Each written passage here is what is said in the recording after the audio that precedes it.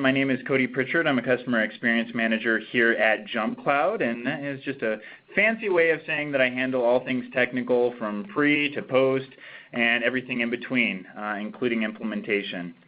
So today we have a pretty important topic, certainly one of the focal points of our business and certainly one of the big areas of concern for any business today, and that is identity access management.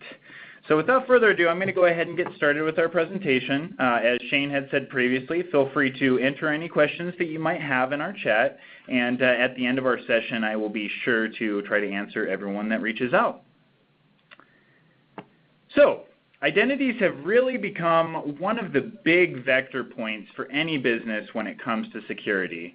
When you consider that digital assets from your IP or your intellectual property, client data, to even other industries like medical where you have very tight constraints in terms of your compliance, your data has become one of the most important factors of your business, and certainly just the collateral damage that can occur there. And whether your management team understands it or not, the conversations you're having with your IT team in those regards are some of the most important conversations that you can have from a security standpoint. So, if a hacker steals your company's identities, they're really getting to the very center of what makes your business drive. That's very daunting for a lot of IT organizations, especially with some of the factors that we'll be talking about today. But there's a lot to think about when you're thinking about this, from your system endpoints to your applications, to any area where they're basically creating a username and password to create access. And so, just like any scenario when you have a big sprawl that's occurring there, you sort of have to ask yourself, wouldn't it be great if I had a single point of management that I could actually take care of that and provision, deprovision, and overall be able to manage my employee base and their access to our systems? So, do you want that to happen? That's the real question here, as the slide says. And obviously you're on the line with JumpCloud, so you've really come to the right place because identity access management is certainly the business that we are in. So let's start getting into the real meat of the presentation, and just really right now I want to take a step back and we're going to talk about what is an identity today.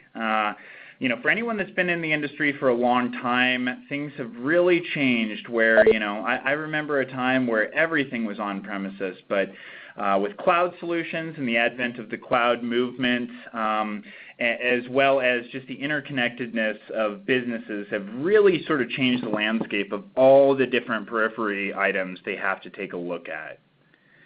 So as an example, you have like your internal applications. These can be few and far between for some businesses, but in many cases you'll have a business requirement or need that you're trying to satisfy, and well, you've looked at the SaaS market, you've looked on the on-premises market, you've decided that it's going to be easier for us to create something ourselves based on the targeting of the tool. And so in those cases, you have those, they are on-premises, but guess what? In most cases, if you've built that, it's still going to have some factor of access management that's incorporated with it. And then of course you have your big boys, if you will, the SaaS companies that everyone uses. Some of the examples that we place there would be Salesforce, Google Apps, but then you even have smaller tools that people will use such as Slack, Expensify. Every facet of your business, from finance down to your development and operations team, have some type of application that they're accessing, and guess what? They have a username and password for each. Now we start talking about infrastructure as a service. So when we're talking about infrastructure as a service, probably the best way to think of that is just your internal architecture and sometimes external architecture, right? So that would encompass virtual machines, like on AWS, Amazon Web Services, to Google Compute Engine. Basically having those in the cloud, and still they are not physical systems, they're virtual systems, but guess what? They still have the same requirements as a physical system in terms of access. Then, of course, something that is not very often talked about in the identity management space, and that would be your Wi-Fi. So anyone that's worked in a smaller office has had that sort of scenario where you've got the yellow sticky note that floats around from desk to desk. Maybe it's oh so secretly taped under your WAP or router device to inform employees of their ID that they can connect to. But this has also become an area of complexity as well. And as you can imagine, people could be parked in your parking lot, and if they're able to access the SSID of the wireless device, well, they could gain access to your network. So in a lot of cases, that will relate to physical attacks or physical presence attacks, but nonetheless, Wi-Fi is another one of those vectors that is commonly forgotten about, but is still very important in terms of the security of your data. Documents. So this one's thought about a lot, but this is probably one that creates a huge migraine for IT organizations. So most of you, you have everything from Office, so your Word documents, your Excel spreadsheets. But let's take it a step further. When we're talking about documents, a lot of people are using hosted storage now as well. In the likes of Box, Dropbox, Google Drive, and so it becomes very difficult for an IT organization when you have, one of your executives decides that they're going to put their documents onto Google Drive, another is using Box, even if you're moving towards a corporate standard there. So even in fairly contained scenarios, you still have to be thinking about documents on the local systems, and of course all of these SaaS applications I've been mentioning. So there's a lot of different points for which the IT team needs to secure the information for their business. And lest we forget, we've talked a lot about infrastructure, servers, hosted applications, but the very basis of this is just the devices for which your employees are accessing this information. Your Windows systems, your Mac OS X systems, and this tends to be more centric to DevOps type environments, but certainly Linux is still a very important discussion in all of that. So that's sort of an overview just in terms of, all right, what is the new identity? What does it really encompass? What do people need to have access to? And if they need access to something, there is most likely some type of credential set there to secure your data. So now that we have that out of the way, let's start talking about just the different categories for the identity and access market. So when I say that, I'm really talking about us, I'm talking about our competitors, and well, there are various different silos that have sort of developed from a business standpoint to protect businesses. Because as you can see, there's so many different factors you need to consider when you're protecting your data. The market has sort of grown organically from that, and while in many cases you can find one single solution, again, there's these sort of silos that different businesses catering to your needs for data security have sort of moved into. So let's go through those. So directory, that is very close to our hearts. And as I say this, just sort of imagine this as a pyramid, if you will, right? Where we're slowly going to be emerging from the core all the way to sort of the top or the pinnacle of the pyramid, and where these different access points need to be managed. So a directory, this is the very basis for it all. This is where you're storing your user information, their credential sets, and ultimately the information for which they're authenticating to all of these different endpoints. There's a lot of different solutions out there, whether it be specific to Windows, specific to Mac and Linux, or all of the above. And certainly JumpCloud's directory as a service is one of those items, and obviously one that we're proud of. Number two, directory extension. Now, most people don't think about this at all until they really start going in and scoping what they need to do to contain the sprawl that is their identity access management. And so what we're trying to say here is that in many cases you'll have something that's still on premises, or in some cases certainly a hosted solution, but you'll have a blended solution because maybe you have different geographic locations. Maybe you have a finance department that has different security restrictions than some of your other departments. And so because of that, there are entire industries that have grown based off of just the simple thought process of creating integration between these systems. We have something similar there too. We have our Active Directory bridge, but that's not our bread and butter. We do that really as, no pun intended, a bridge into moving off of one platform and onto another. So needless to say, though, there is still a huge market and a huge competitive sector when it comes to just simply integrations between products, which really emphasizes, again, how much sprawl we're seeing, as a IT organization, as an industry, as technology grows, as just the heart and soul of any business. So single sign-on, another very important facet of this, and it really boils down to single sign-on is a couple things. Number one, it's trying or being pursuant of having a single credential set for your users to access various different systems. But even more than that, single sign-on is also a user experience where you're providing your users the ability to have a landing page of some sort or an access portal, whatever you would like to call it, to have click-through access to their various different resources and applications. This has really emerged, again, not only because of user experience, but because of that sprawl. Most people, and I'll have some actual metrics to back this up as we move into the next slides, but as you can imagine, you're talking 15, 20, for the particular individual you ask, maybe 30 different passwords that they need to remember based off of the different resources that they have out there. That's pretty difficult unless you're writing them down or you have a password storing utility, right? So SSO has been sort of the answer to that and certainly has been a very competitive space.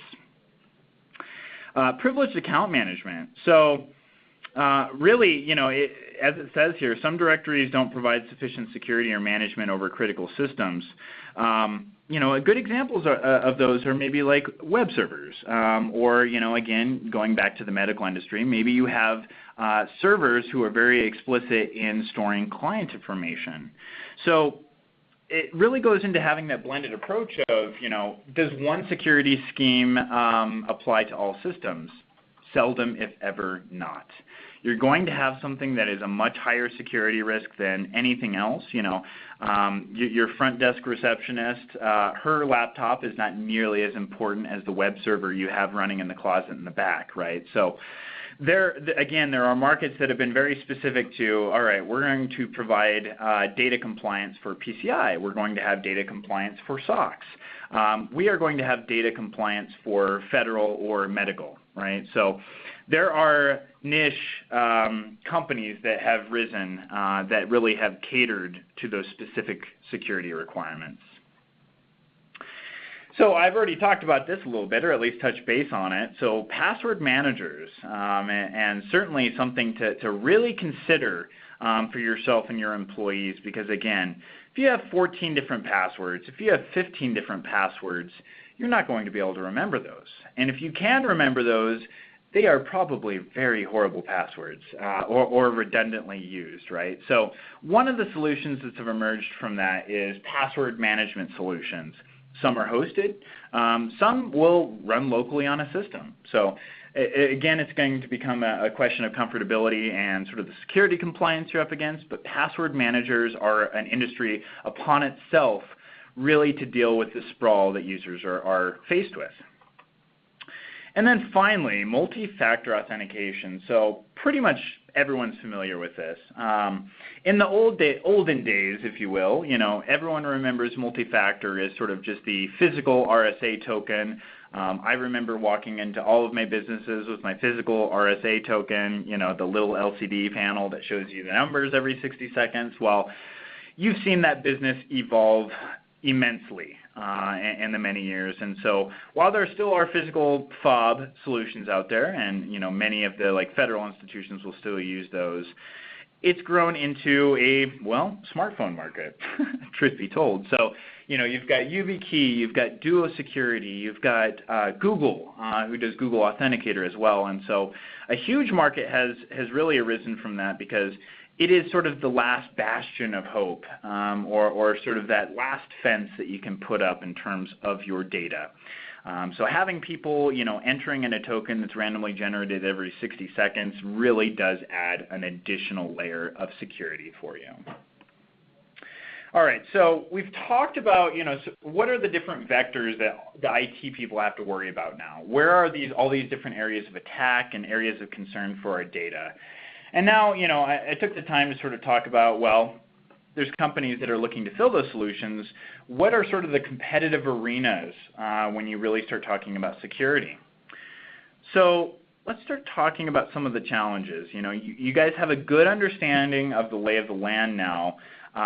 Let's talk about where the complexity still lies at this point in time. So now I get to just throw out some fun different metrics for you guys. But as it states here, 61% of defrauded data breach victims attribute their fraud to breach of credentials.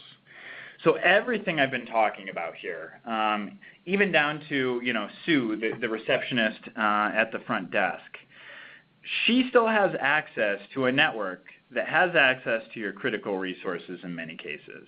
Okay, each and every person in your company, from your remote employees, maybe they're accessing through a VPN, maybe they're not. But each and every person that's an employee for your company or has accounts with your company is a vector point for attack. And certainly, even worse than that, if they gain access to one system, they very well could gain access to other systems. So when we talk about what are the forefront threats right now when you talk about security, your end users, quite simply, are the concern. 61% of defrauded data breaches are due to that. So, I've said this. And you know what? And not until I really started becoming security-centric did I even change my posture from a personal standpoint. My personal data is not nearly important as business data, but it's still important to equate this to even your everyday lives. So it hasn't been worse, guys. As it states there, in 2014, more than 1 billion personal records were illegally accessed through the likes of, Target breaches, Home Depot breaches, Amazon breaches, Google Mail breaches. Even the big companies are getting breached. And it's a very concerning time for company data, let alone personal data. So 2016, we're in a new year, we're in a new time. We really need to start rethinking how we handle identities because in terms of sustainability, when you're talking about maintaining 15 different unique, strong passwords across your systems, it can become quite the challenge. So let's talk about the sprawl a little bit. I've said this word many times. Hopefully you don't consider it a buzzword yet, but maybe you will by the end. And, but it's important. Again, we have so many different vectors for attack these days that it's important we go through the overview and really consider all of these because they do impact the overall security of your company. So with this identity sprawl, let's talk about the IT team again. They start to lose vision of all of the different resources that their employees are using. We're going to talk about something here in just a little bit that's even more scary in regards to that. But let's just talk about the applications that the IT team is even aware of. They're going to have to worry about password policy changes, okay, between possibly 15 to 20 systems. Are you going to do this every 30 days? Are you going to do this every 90 days? Are they in sync with one another? So is the user experience that they're going to be changing one password in one system every 5 days and rotate to the next? Even further than that, the IT team also has to consider, are they a contractor? Are they leaving the company? How do I deprovision all of these resources? And that becomes a huge area of concern as well because in many times some of these cursory items will get lost in the fold, I'll keep picking on my hypothetical Sue employee, but Sue leaves the company and, amidst all of the chaos, maybe there was a lot of new hires at the time as well, the IT team forgets to deprovision Sue's Dropbox account. And guess what? She just happens to have some reasonably sensitive documents in that Dropbox account, and she's not resetting the password on that account. So, the emphasis here is that one little oversight from the IT team could incur a data breach. Is it to say that it's the IT team's fault? No. It's it's just the sheer complexity of identity management that has been really shaping over the course of the last couple of years. So to hackers, this is great. This is tasty treats for them, right? It's just imagine that you are trying to gain entry into a building. The more windows and the more doors that you have, the easier it's going to be. The more often you will find a window that someone forgot to lock. The more often that you'll see that door creaked open. So what a time to be alive if you're a malicious person, I guess. That's not too exciting to say. I say it jokingly, but as a hacker, they have a lot of different entry points now, and we just have to be very, very considerate over that. So this is an interesting one, and dare I do simple math for you guys, but I will. But this metric says that people average 25 accounts. So for, a baseline, I was even just sort of saying 15 accounts. That's not the truth. The average is 25 accounts for an employee. And it gets worse. Only 6.5 passwords. Granted, they don't have a half password anyway. We're talking numbers here, guys. But just think about that. That means that 4 systems potentially have the same password. Approximately 4 of your systems have the same password as entered by your employee. They're not unique. So again, hackers, wow, what an exciting time to be alive. Not only do I have so many different vectors for attack, in many cases, if I crack the code, if you will, if I figure out the password for one of those vectors, I probably have access to 4 vectors, right? So again, just a huge emphasis on the importance here and really just sort of the overtone of the sprawl and how concerning it can really be for the IT team. So when we start talking about third-party hacks, it's not even just about your guys' security, for better or for worse here, Maybe one of those 25 accounts is, someone in your HR team has their LinkedIn account, and, that is how they're looking at potential new employees. LinkedIn has a data breach, and that employee happened to use that same password on a critical system, or maybe your HR business system that has personal employee information. So, I'm trying not to be totally dread and doom here, but this is really, the emphasis on this discussion and really trying to drill down for IT organizations that, you can only put this off for so long before this could possibly become a much bigger concern for yourself, for the executives, for the whole team. And heaven forbid, you were to lose intellectual property or something that's really helping you guys pay the bills, all right? But unless there is sort of a tool there or, unless there is some really good planning in place, the IT team really has no idea of what's going to exist outside of their purview. Again, we're talking about a LinkedIn hack. They have no control over that.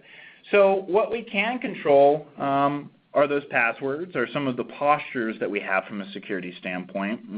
Certainly some of the stuff that we're going to continue talking about here. So, efficiency.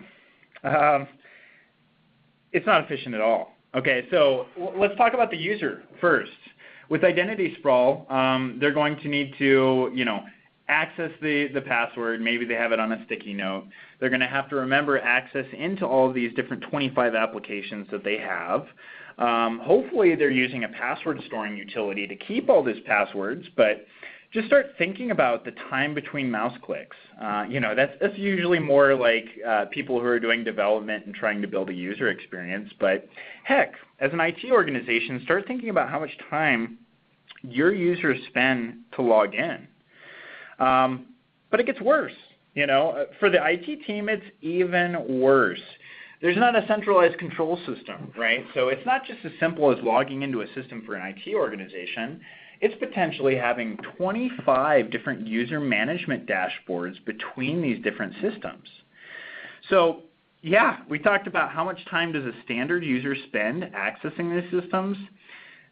It's exponential when you start talking about your IT staff. So I dare one of you to just pull the stopwatch out one day if you feel like you're having these issues and really start considering how much time you're spending on these activities. IT has become this.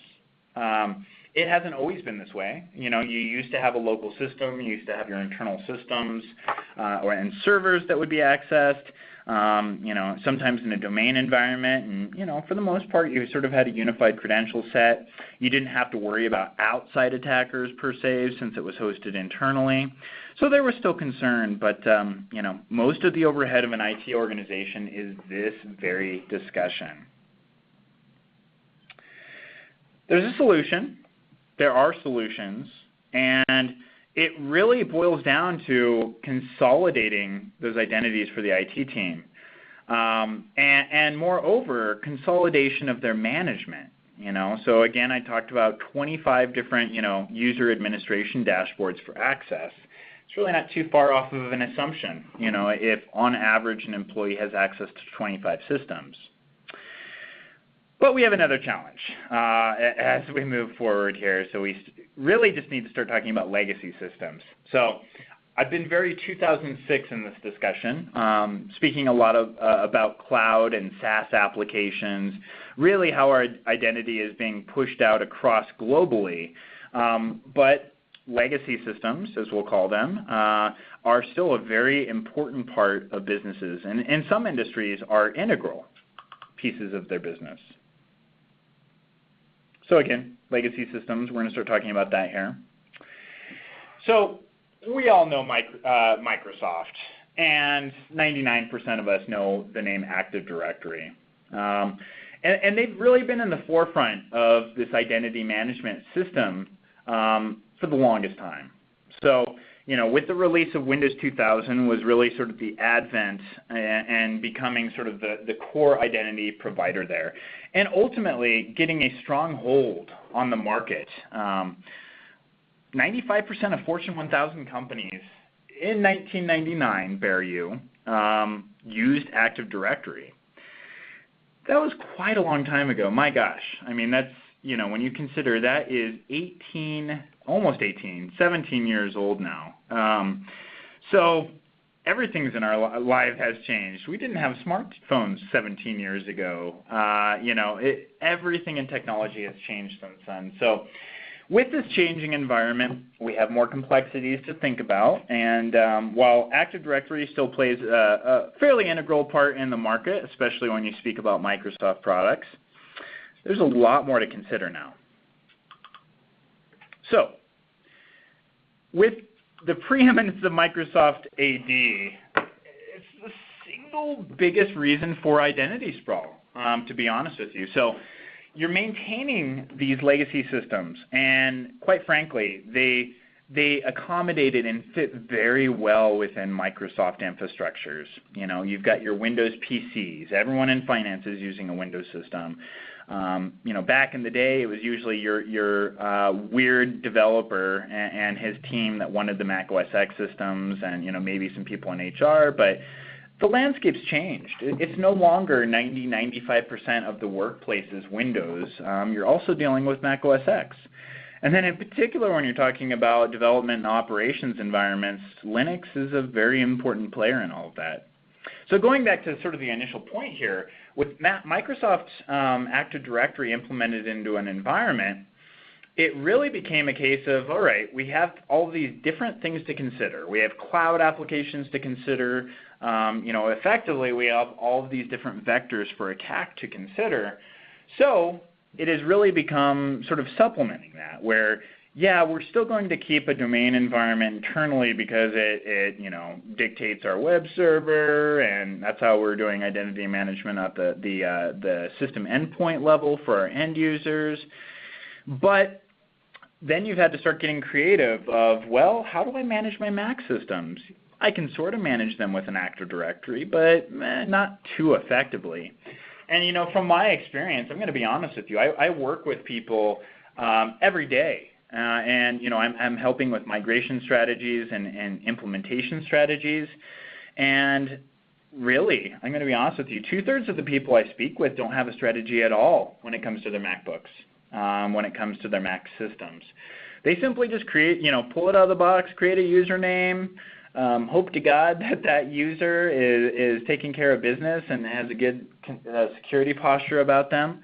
But a majority of the devices I see are completely unmanaged, And so when you consider just the sensitive documents that they're containing on these systems, the different applications that they're accessing from those systems, it should be something that's very concerning. Now, I'd sort of alluded to this previously, but this is probably one of the scariest things for an IT representative, and it's what's called shadow IT. Now, if you're not familiar with the term, shadow IT is basically when you have an employee or an employee base that finds an application or tool that they're going to use, and it's one that you're unaware of, right? Maybe you use Google Drive as a standard within your business, right? And you know what? You've got someone who's new to the company. Their last company used Dropbox consistently. They love the experience of Dropbox, and not a big fan of Google Drive. So, for this meeting or for this collection of documents, I'm going to post this up on Dropbox. Well, IT team is completely unaware. They have no management over the credential set, over the security of the system, etc. This is far more common than you will ever realize, and is certainly, again, one of the biggest concerns for any IT team, where not only are there 25 applications that we're aware of, not only do the users only have, a password for four systems will have the same password, you also have applications that you don't even realize company data is being uploaded to, that they're creating user accounts on. Scary. It's very scary, but commonplace. I mean, I would say if you went around your office and started asking people of tools that they use, 1 out of every 2, 1 out of every 3 people is using a tool that you weren't aware they were using. And then, just another number to throw at you guys. So 83% of CIOs report some level of unauthorized provisioning of cloud services. So they're accessing or creating user accounts for a business in applications you're unaware of. Like I said, 83% of CIOs report this. So when I said 1 out of every 2 people, I might be conservative. Now, that's not to say that some people aren't in very stringent environments, and that may not be the case, but again, we're talking about the average here and sort of just the average business. So 89% of CIOs feel shadow IT presents a long-term security risk. They are correctly asserting that. It should be a big concern, because as we're talking about, reducing the sprawl here, getting our arms around all of these different vector points, it becomes almost an impossibility to do so when they're managing and accessing applications that you're unaware of, right? So 89% of CIOs feel this. I would hope that 100% will realize this at some point.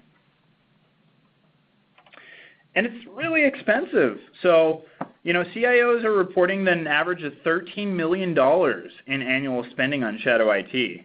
And, how are they breaking that number out? Probably labor, right? You're probably not paying licenses out of your IT budget for software you're unaware of, right? Most applications out there are free. For various different reasons. I'll actually touch on that. It's seldom is anything free, right? There's some reason, they have some incentive to give you an account. But nonetheless, $13 million in presumably labor, your IT department saying, oh my gosh, what do we do with the shadow, the shadow account we had no awareness of, and how do we protect our data?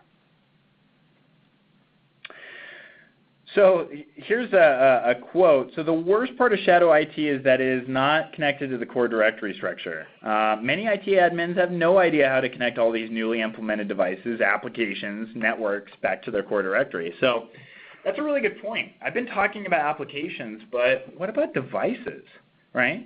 What if, as a business, you do not have a BYOD or bring your own device policy, and lo and behold, you have half of your company accessing your company information from their smartphone.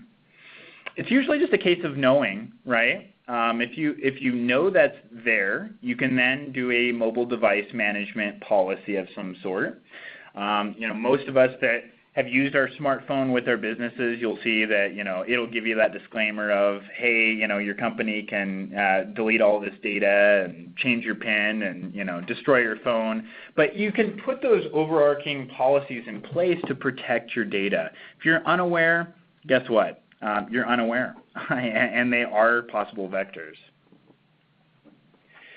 So ultimately, you can't eliminate shadow IT unless you want to live in the oppressive workplace that has a camera over everyone's shoulder. But you're probably not going to retain employees that long.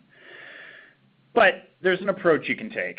And really this approach is a twofold, two-pronged approach. It's not as simple as doing one thing, sadly. So education is a very important piece of this twofold approach, right?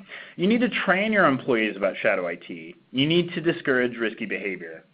And let me blow my own horn for a second here that here at JumpCloud, we have a monthly security briefing and meeting with all of our employees.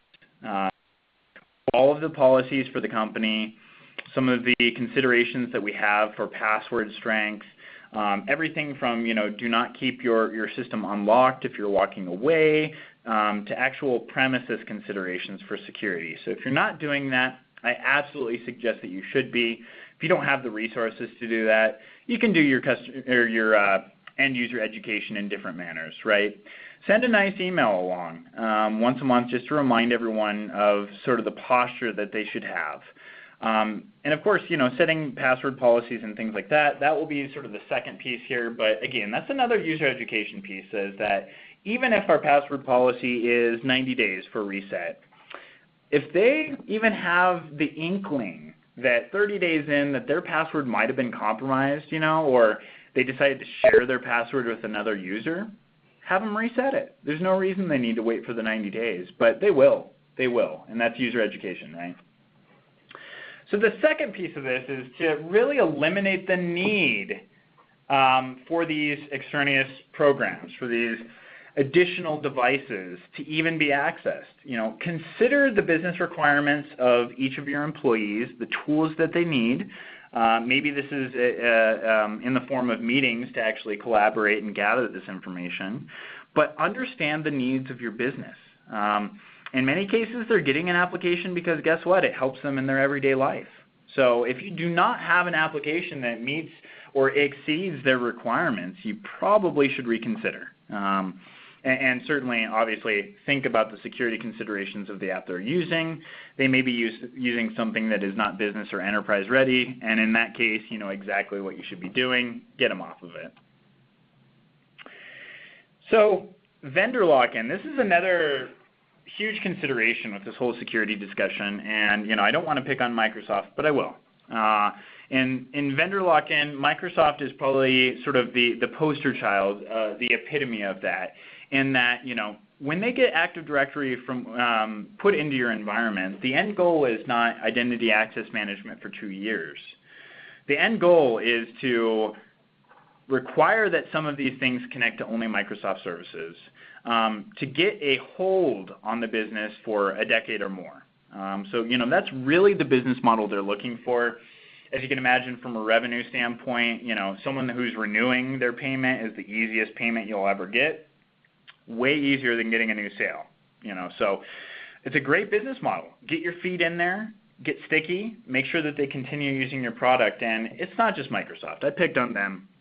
I think I have some other names here in coming slides. So, it's a very strategic direction for them to go, and it's definitely in their best interest. And in lieu of that, it's never been more competitive. You have the likes of Google, you have the likes of Amazon. When you start talking about SSO, you have the Oktas, the OneLogins. I could spend an hour saying business names, but that would bore you horribly. But as a result of all of this, it's just yet another complexity for the IT team to worry about, is that, do I need to have a myriad of different solutions to manage my security, or am I going with a singular solution, a singular vendor that has multiple products to sort of cover the gambit of what we're concerned about and what our considerations are?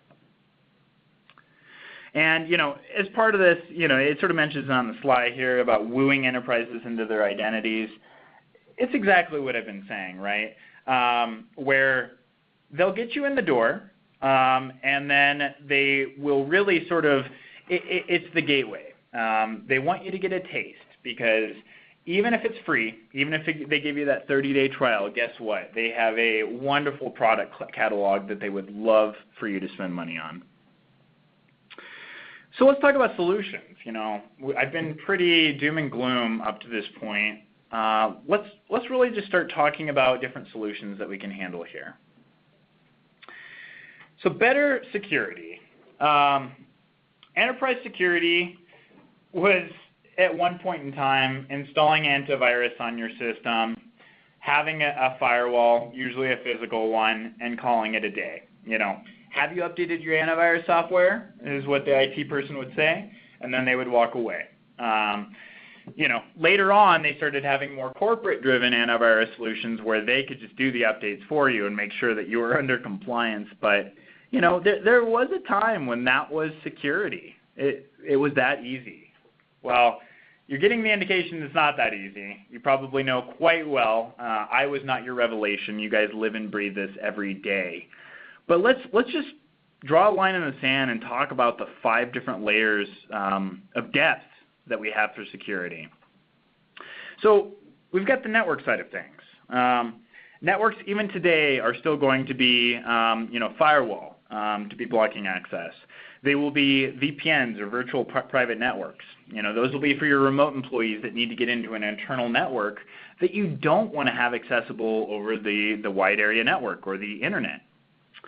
You've got device security. So not only, per what it says on the slide there, servers, desktops, and laptops, you've even got mobile devices. You've got printers that can log in as people now, right, over the network. So it is so much more than just a server or a laptop or a desktop now. It is the entirety of all the devices in your organization. Application security, we've beat this one to the ground, but go ask somebody. They probably are using 30 different applications right now. And then ask yourself, how are we handling security for those 30 applications? And then, of course, data security. Sort of, for some people, the most important part of all of this. All of these different vectors we're talking about are usually for the data, or at least to get to the data as a hacker. So, from a data standpoint, we expect that data must be encrypted as it's moving over the internet, as an example. And in some cases, even just moving over the internal network. And finally, identity security. So this is sort of the core of it all, right? When you talk about how are people accessing the data, how are people accessing their applications, their devices, the network, it's probably through a credential set. So, and that credential set is an identity, right? So it is one of the 5 layers, but again, is one of those layers that is the most important there just in terms of the entry or the access. So multi-factor authentication, we talked about that before. It's a really great way to get a peace of mind there. So you've got your standard password, but it's going to be supplemented with another token, as you'll call it. And in most cases, like I said, it's going to be generated like every 60 seconds. It is unique. It is generally random based off of an algorithm. It's very hard to crack. Usually when, hackers, how they'll get around MFA today is they will end up calling the customer service team for the vendor to try to crack access into your account through the back end versus actual brute force attacking, because MFA is not easy to crack, right? So that's another thing to consider. They could just spoof your identity in the form of a phone call, right? And break through the MFA and say, hello, I lost my MFA token, could you reset it on my account? Okay, so moving forward here, high-end computer can crack an 8-character password in 5.5 hours. That's going through a password dictionary that is just rolling through alphanumeric and special characters. But, a processor in a nice laptop, a very high-end laptop, and, maybe just a regular high-end desktop system could crack it in about 5.5 hours. So another thing to consider here, increase the complexity of your passwords, okay? Do at least 12-character passwords. We're going to suggest 18. That really boils into some of the other solutions here where, you don't expect someone to have 15, 18 character passwords that they've memorized off of the top of their head. Cloud-based directories. So, maybe us. But, JumpCloud is an example of that. But cloud-based directories are really built for SaaS-forward companies, for cloud-forward companies. So, are you working with Google Apps? Pretty much everyone's going to be able to handle that. Wi-Fi networks, your AWS, your Salesforce, everything's going to be a check there. And so, as it says here, discover your true identity. I think really the point here is that looking back at how far we've come, we've really went through the time capsule today and, really tried to create more of a level playing ground of what we deal with today in 2016. But the identity and access market has been around for a long time. But as you can see, there's these different silos that are emerging and so many different vectors for entry that it really is becoming one of the most important pieces of your business when it comes down to security. And the future of sort of this space, if you will, of the identity access market is to try to unify that for people, right? Again, we don't expect somebody to remember or memorize an 18-character password across 30 systems. I don't want to say it's impossible, but it would require a photographic memory at the least. Our job as technology companies is to really identify that IT needs help and that we need to create centralized management, centralized access, and the like for all of these different vectors. We're available to help. So, reach out to our team if you want more information from obviously the sales perspective or, even just some high-level product information. And you know what? I'm sure if you ask nicely, you can also get over to us techies as well, right? So know that we can be used as technical resources and assets as well. And I just really appreciate everyone's time today and, hope to see you guys again for one of our webinars.